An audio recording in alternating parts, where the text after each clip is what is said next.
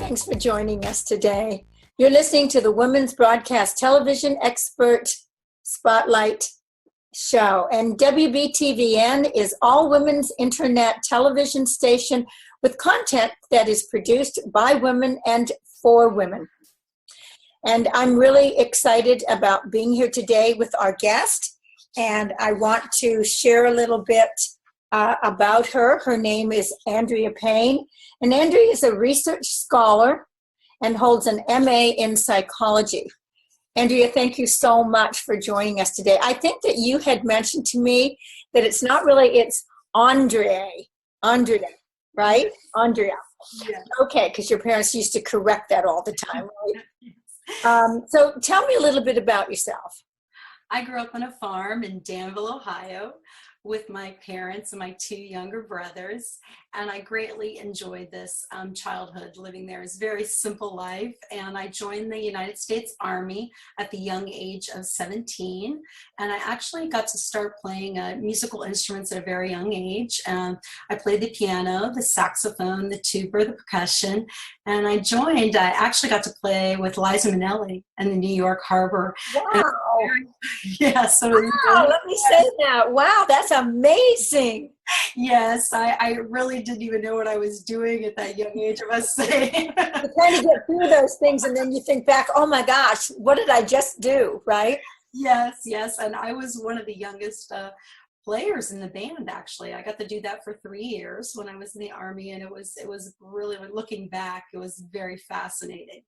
And then I went on to be an intelligence analyst in the United States Army for the next 7 years of my life. And I got to travel all over the world. I got to go into Germany, Macedonia. I was in Korea. I was all over the United States. So it was really a fun life. And then I went on to the United States government, and I went another 10 years of my life, which was really amazing. I also got to do contract negotiations, and that's where my business acumen comes into play. So I've had an amazing life. I really enjoyed that. But then it brings back to, I really got to grow up a lot. I was a paratrooper in the United States Army. So I got severely injured. Well, was this something that you thought about at an early age and said, I'm going to join the Army, or this is what I want to do? I mean, where did this thought come, into your mind that you actually followed through and did it? That's just, yeah, and I think it's great. I've always liked to play sports, so I was into sports as a young child also. So at 15, I wanted to go into the Army. I just wanted to do that. So I decided to do that, and it was just fun. So I was very active in running. So running was a part of my life. I ran 4 miles a day. I was in 82nd Airborne. So jumping out of planes was something that was really a part of my life too. But I got injured, and I had to learn how to walk again. I broke my back. I was severely injured. Was this coming down on the land? Yes. Andy? Now, did this happen the first time that you jumped out of a plane? No, I actually jumped 28 times. And what time, what did you do so different at this time when you ended up, really landing different and breaking your back? That's major. Actually, it was because the winds were severely bad, and in the United States Army, they have somebody on the ground that has the communication, and the winds had shifted severely bad at that time, and I was like number 4 out of the aircraft behind the commander. So the communication did not happen fast enough. So there was only 4 of us that got out of the plane, and the rest of them did not. So I just couldn't maneuver, and the winds were taking me so fast. And I hit the plane before you. Were they injured too, or they just got lucky? There was one other person that was injured. So okay, same thing. But sounds like you got the worst of it though, because the winds had picked up quite a bit by the time you got out, and so hitting your heels and feet came right up through your back and. Mm-hmm. I hit my head. I had a severe concussion, which was severely bad. I had really a bladder also condition. So I had, of course, severe. It just jiggles everything around inside there, and lots of issues. And now you were actually in a coma for how long? Were you in a coma? I was actually not in a coma, but I had severe concussion, and my memory was bad. Okay, it was okay. About 6 weeks, bladder incontinence for about a month. So I Wow. didn't have any, Ah, issues, but I still have a nerve condition. I have to okay. deal with that all the time, but I'm very blessed. I'm happy that I'm alive. Of course. It took me a long time. I still have to deal with that on a daily basis. But as I tell everybody, I'm very enthusiastic that I get to continue, and I'm blessed that I am here. Of course, of And course, of so, course. It makes us look at it from a very real, place, and that's really important. So I totally understand your gratitude that you have. But I do have to ask you this question. So after you got out of the hospital and basically put yourself back together again, did you jump out of a plane after that? I will not do that again. Okay. I didn't think that you had, but I just needed to kind of ask that question, because, I mean, that would just be such trauma and fear, seriously, and not necessary.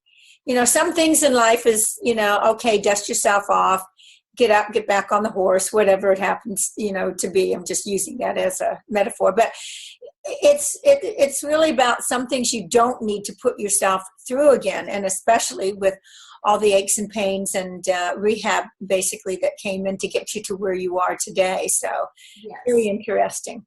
Very Yes. interesting. Yes. The nerve condition was an aftermath. That didn't come till later. I thought I was going to be paralyzed. Oh, okay. Nerve condition much later. It was the aftermath of the shock of the trauma. Sure. That came much later. So now I have to see a neurologist due to that issues. So Wow. now I have a lot of empathy for the soldiers, because there's a lot of trauma that can happen, to disabled. Mm-hmm. Now, Mm-hmm. Of course. Of course. So what made you decide, that you kind of turned your life around from that, and then you started really thinking about helping other people? And so what did you encounter as problems, with the politics part? Because I know that you've done a lot in that particular area within the workplace. I want to kind of jump to the workplace and the politics within the workplace, which you've dedicated a big part of your life in helping to make a change, identifying, coming up with the solutions, and which is really a real thing in most companies, and I'm going to say small or big, just is more when it's bigger and not maybe quite as much. And I don't mean that it's not the seriousness that is changed, but it's the amount, because there's less people.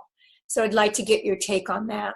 Yeah, I noticed that a lot of people were coming to me because they felt that they could come to me about these issues with my experience, and they noticed that there's a lot of egocentric people, especially with authority figures. Absolutely. And they wanted to know how to maneuver in the workplace, especially with the problems with the economy, the economic crisis, and they felt like they were stuck.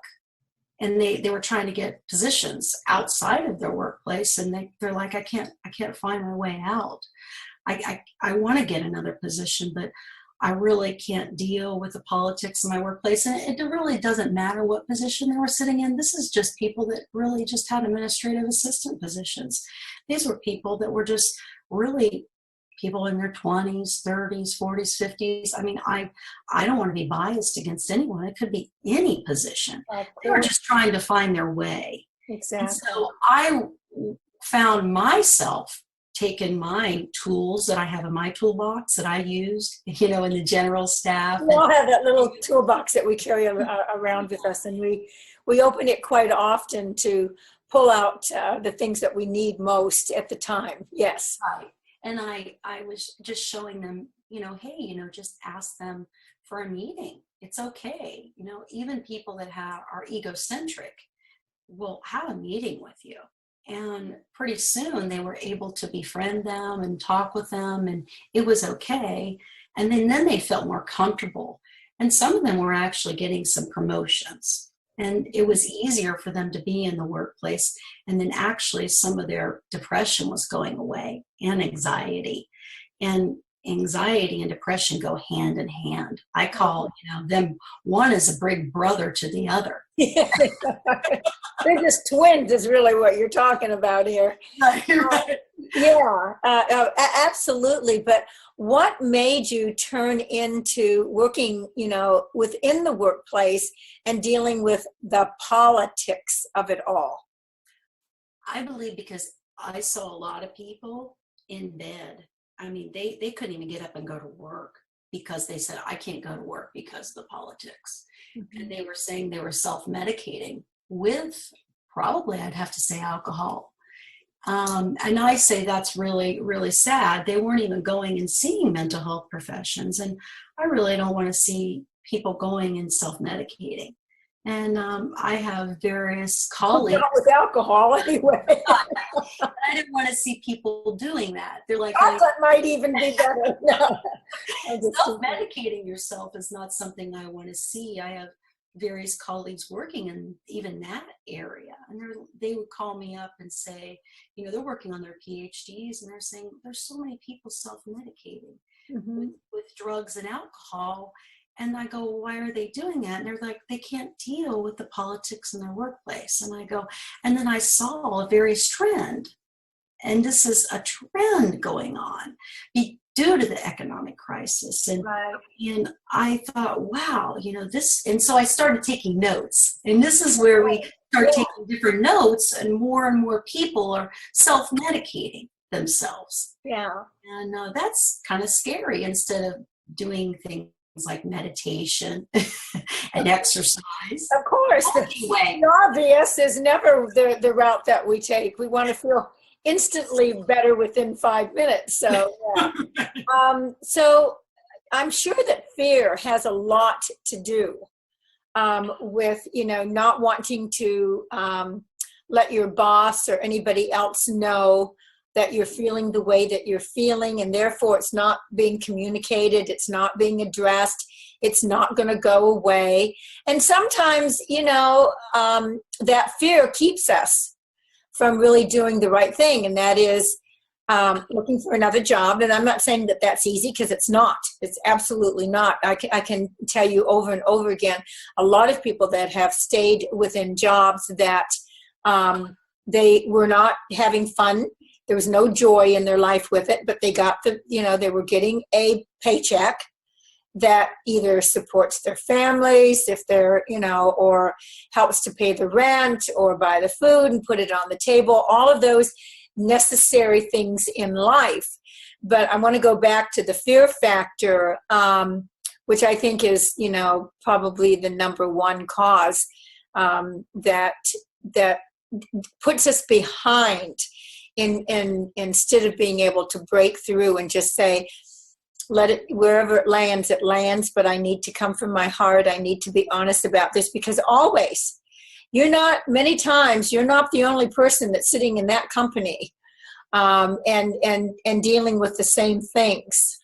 There's other people, and sometimes it just takes one person to kind of like open up and tell the truth in a good way, and when wanting to resolve it, not point the finger and saying, everybody's terrible here, because sometimes it's just people don't honestly see the way that maybe they're reacting to something, and putting the fear in someone so that they're not capable of being able to come forward and address this and to make a difference and a change within that company. That's why there's companies that get high awards all the time, because of how they actually deal with their middle management and employees in general.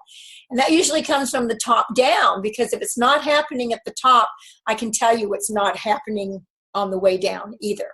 So talk about the fear to me and what was holding all of this back, what it was causing. The research that I've seen, I totally agree with you. all the research that I'm looking at through the universities and the questionnaires is there's a scarce of sources of resources. In other words, the social support within the universities, within the corporations. In other words, the colleagues, you don't have any social support in the corporations. In other words, you're sensing the fear. And in your intuition has a lot to do with it. So what you just said is so correct. The top down and down all the way down to, you could say, the janitors and the temporary workers. I just did some intensive research on this last night. And all the way down there to your contractual workers. There's not any, it's called scarce support, according to the research. Mm-hmm. You don't have any of it. So what happens is we're sensing there's fear, and what it has in the brain, it's called a loop. The brain just, and so what's going on cognitively, we're having a shrinkage of the brain. And in the hippocampus, in the area we call the hippocampus, it's shrinking. And that fear is just, it's we're continually in this loop of fear. You're correct. We don't have any sources at our work that has, for us, basically, was what I'm going to say. There's no sources, unless we bring in a consultant that can say, hey, we need to teach you how to give your employees some references, because they're all going around in circles, is what I want to say. The brain's in a loop, and then the employees are kind of in this perpetual loop, is what I want to kind of explain that. Yeah, I want to comment on what you're saying, because bringing in professionals that do studies and are experts on these issues. I see corporations doing that all the time. But unfortunately, what they feel is that, okay, we'll bring somebody in, they'll be here for a week, we'll do some, get-togethers with our managers and even our employees. They sit through watching a video on how we need to treat people. I mean, common sense stuff, seriously. And yet it's kind of like they pay all of this money, and it's doesn't accomplish what they really want to accomplish. And that's because there really isn't the change that's made, or the passion within the company to change middle management or upper management, to set the examples. Because we have a lot of employees that are sitting there saying, I just need my paycheck and not the rest of it. And so it really doesn't make any difference about really the creativity that I have. I don't get to use that. All of the other stuff that goes with that, it's really, tough. So why do you think that research is important to helping people with fear in the workplace then? Because I believe that the research is so important, and this, especially at the top, because the CEOs, it is shown statistically that the CEOs really need a coach. According to my studies that I'm doing now in the doctorate program, all these CEOs, they need a coach to really cognitively, they're losing their best of the best executives. If they don't have a coach to get them there emotionally, they don't have emotional intelligence. I think we all know what emotional intelligence is. Exactly. Now, if they don't, it's going to be a trickle-down effect. Always is. Mentally. And if they just go and punch the ticket and take the test, that's not good. I think we have to have a humanistic person coming in and touching that. And what the studies I've shown, the research shows, we truly sense a person that's fearful. And that's a feeling. That is not something that you can just do by a computer. Yeah. Everything that I have read, I can sense it's going to feel fearful. It is humanistic. It's not just something, I can punch a ticket and take a test. Right. All of that is intuitive. And I know if you come in to my office, I know if you're fearful. And I also can know if I'm going to hire you or not. I won't hire you if you're actually scared. Right. shows that. So, and all the all the tests cannot, take. What information there is out there, what kind of research is behind all of this, and how important it can be really useful if applied properly. But like all things in life, we all have the ability to do many things. And how much of our brain do we actually use or actually put to practice is really what you're saying. And sometimes it's just easier to keep doing the same thing rather than to do something different and not do that. So, golly, we could just kind of, talk for forever, but I love what you're doing, and how you're impacting that, that corporate, venue, and the employees and everyone within there to maybe take a step back and kind of think about, what do I really want this corporation, this company to, what is it all about?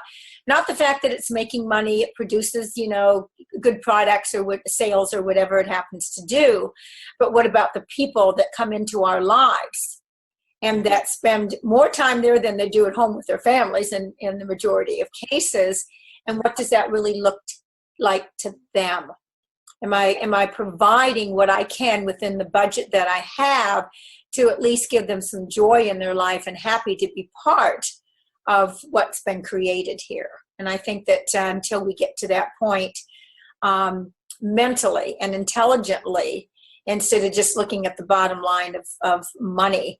And one of the things that I love about kids coming out of college now, money and making money and getting a job is number 3 on their list, because what they're really looking for is a job that's going to allow them to be creative, to be able to apply the talents that they have, that the managers don't take credit for everything that they do, and that they get credit for what what they've brought to the table.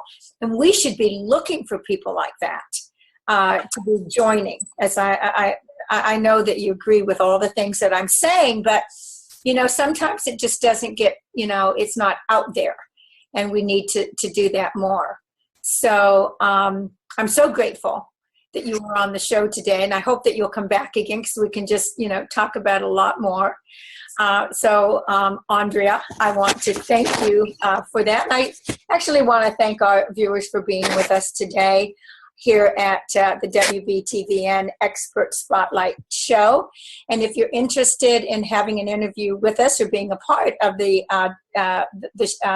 network at all, even hosting or whatever, please go on to WBTVN and .tv and fill out a form, and we'll get it and give you a call. So thank you again for joining us. We appreciate it, and thank you. Take care, and we'll see you next time.